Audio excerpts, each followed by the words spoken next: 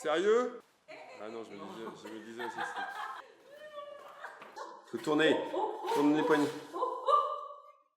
Ouais! Chez Naotech TV Shoot, on ne recule devant rien, je vous ouvre les portes de mon sac, je vous y montre tous mes jouets. Cet épisode s'appelle In Bag with Tristan, c'est un petit pied de nez à In Bed with Madonna, bien que entre Madonna et moi, il n'y ait pas vraiment de point commun.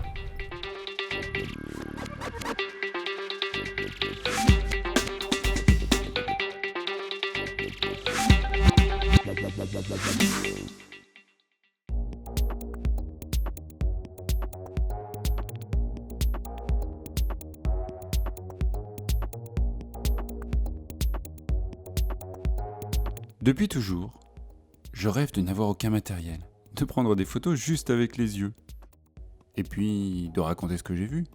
Mais souvent, les gens ont du mal à comprendre. Sûrement que je m'exprime mal.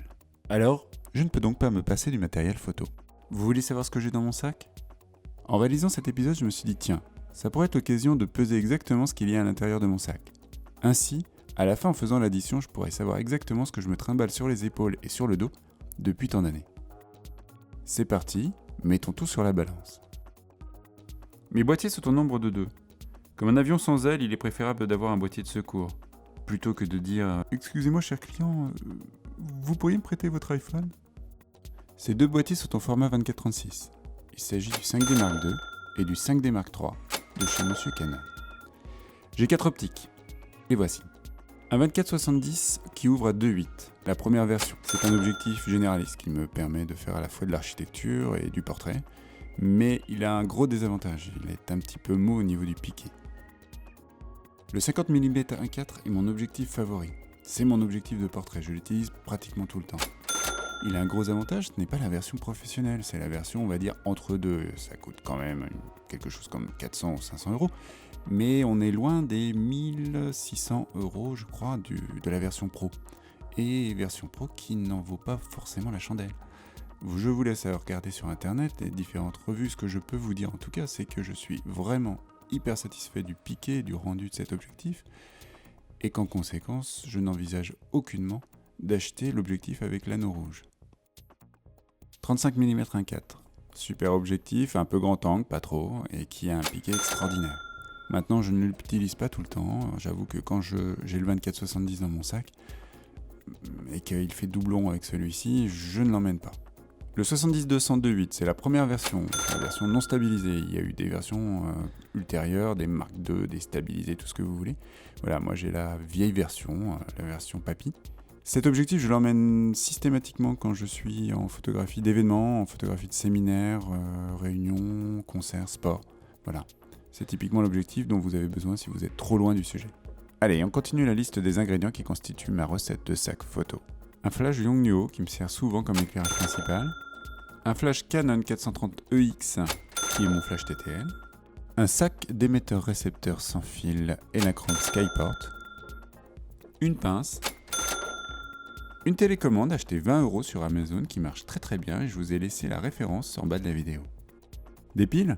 Souvent usagées d'ailleurs, parce que j'attends toujours de trouver une poubelle à piles pour m'en débarrasser, mais à chaque fois que je suis devant une poubelle à piles, je ne sais pas pourquoi, mais j'oublie que j'ai des piles à jeter. De la poudre compacte pour mater les brillances récalcitrantes des gens que je prends en photo. Une plaquette d'attache rapide pour ma rotule Manfrotto. Une boîte de cartes SD et compact flash. Du sel et du poivre du moulin. Voici grosso modo ce qui remplit mon premier sac, qui est un sac d'épaule. Le sac qui a véritablement résisté à plus de 10 ans de pratique, c'est ce sac. C'est un Crumpler, c'est une marque australienne spécialisée à l'origine pour les coursiers à vélo. Ce sac est imperméable, ce qui en fait un avantage majeur, vous verrez pourquoi tout à l'heure quand je vous expliquerai que tout ça va sur un scooter.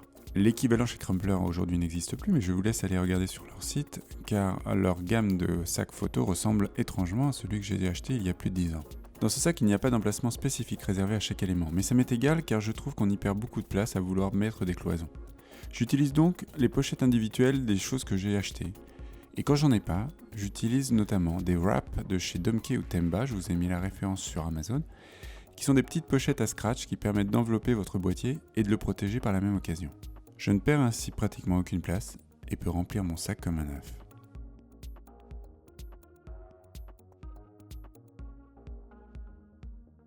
Hélas, ce sac ne suffit pas, vous imaginez bien que certains éléments ne tiennent pas dedans. Voici les éléments récalcitrants.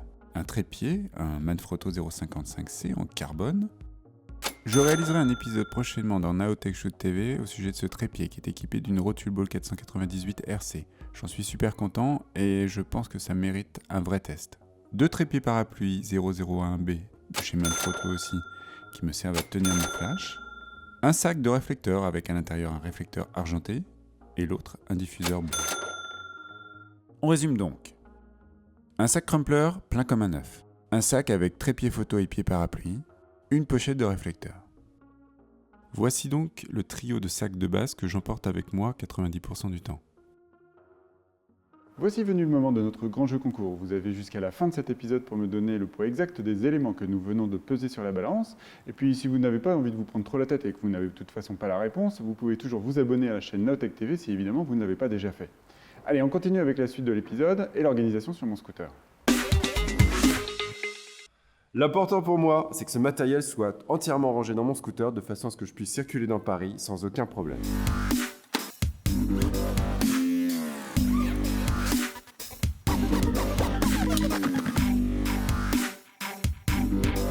Voici l'organisation sur mon scooter. Le sac de pied et le sac de réflecteur vont sous la selle.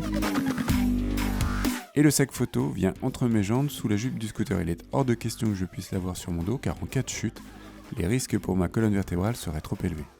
Vous croyez que c'est tout ?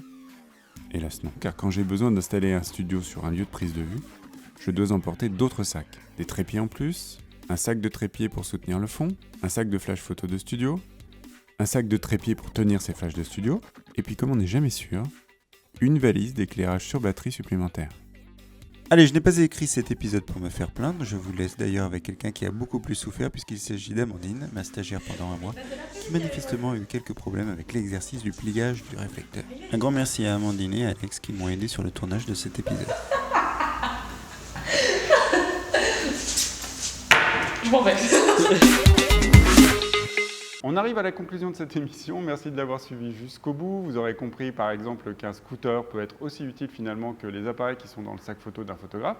En tout cas, merci d'avoir suivi jusqu'au bout. Si vous avez des questions complémentaires, eh bien n'hésitez pas à les poser dans les commentaires en bas de la vidéo, ils sont là pour ça. N'hésitez pas non plus à vous abonner à la chaîne Naotech TV. Je vous dis donc à très bientôt. Ah oui, j'allais oublier de vous donner la réponse à la question posée en milieu d'épisode. La réponse était 12,26 kg, c'est a priori le poids, un poids minimum que je me porte sur les épaules depuis pas mal d'années. Bravo donc à Janine du Tréport qui a su donner la bonne réponse. Janine, Naotech TV est heureux de t'offrir un week-end entier avec Jérôme Kainborg en tête-à-tête. Pour organiser ce week-end, je te laisse l'appeler directement sur sa ligne de téléphone portable que je te laisse dès à présent 06